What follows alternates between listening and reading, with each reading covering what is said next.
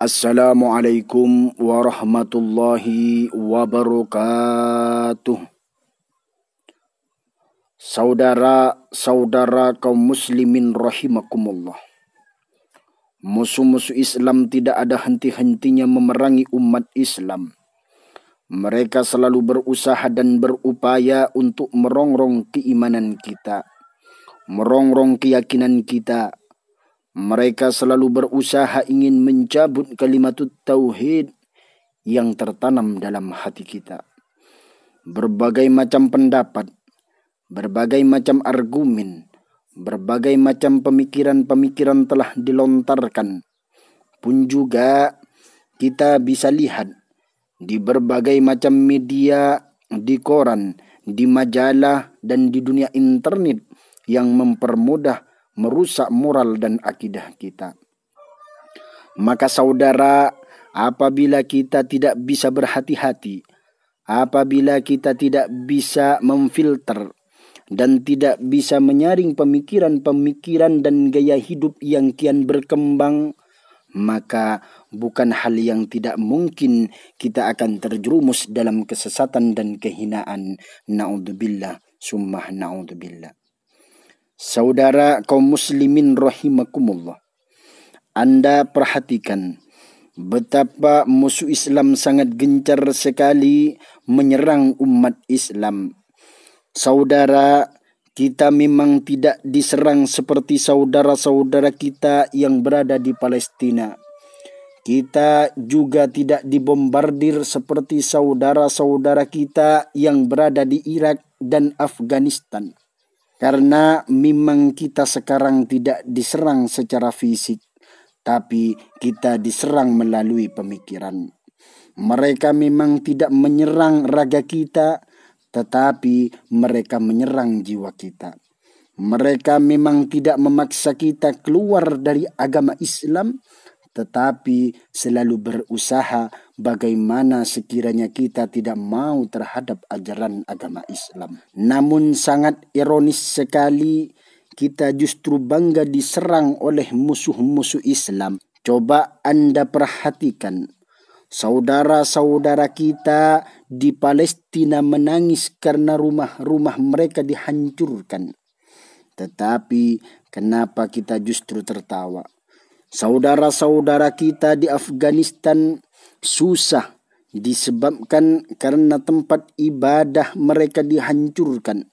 Tetapi kenapa kita justru berbangga-banggaan?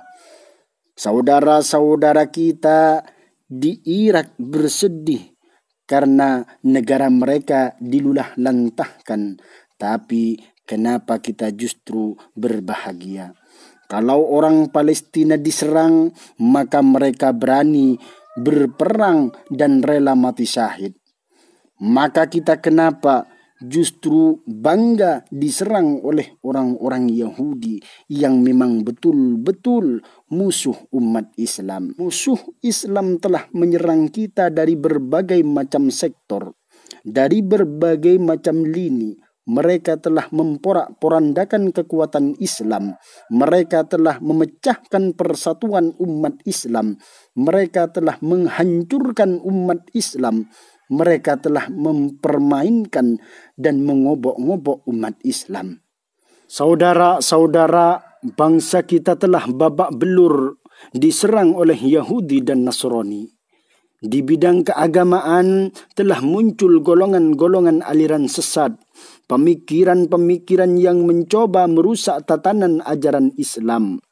Di bidang sosial telah banyak orang-orang meninggalkan agamanya. Perbuatan maksiat merajalela, antara pemuka berpecah belahan, berita tentang pencurian, pembunuhan, dan pemerkosaan sudah menjadi sarapan pagi. Sehingga dalam kabar terbaru ini ditemukan bahwa Indonesia negara pornografi nomor 3 sedunia. Di sektor pemerintahan hilangnya rasa persatuan dan persaudaraan. Dan masih sering kita temukan pemimpin-pemimpin yang tidak bertanggung jawab, Bahkan Indonesia menjadi negara terkorup sedunia.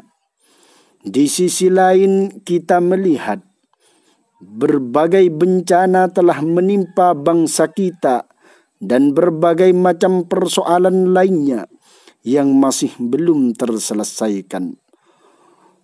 Untuk itu, di kesempatan kali ini, saya ingin mengajak saya pribadi khususnya dan para hadirin umumnya, mari kita kembali kepada Allah Subhanahu wa Ta'ala. Marilah kita senantiasa taat kepada Allah. Marilah kita senantiasa bertakwa kepada Allah. Sebab dengan hanya inilah bangsa kita akan menjadi bangsa baldatun thayyibatun wa rabbul ghafur. Hadirin, Rasul sallallahu alaihi wasallam bersabda, qawwamud dunya bi arba'ati asya'a, bi ilmil ulama wa adlil umara wa syakhawatil aghniya wa da'watil fuqara. Tegaknya kehidupan dunia disebabkan 4 perkara. Pertama, saudara, ilmunya para ulama. Kedua, adilnya para umara. Ketiga, kedermawanan orang-orang yang kaya. Dan keempat, doanya para fakir. Dalam hadis ini setidaknya ada 4 komponen penting yang paling dominan dalam rangka menegakkan kehidupan berbangsa dan bernegara.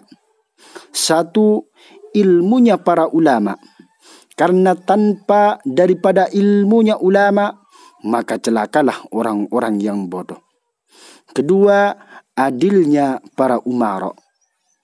Karena tanpa adilnya para umara, maka antara manusia saling memakan temannya sendiri, seperti singa memakan kambing.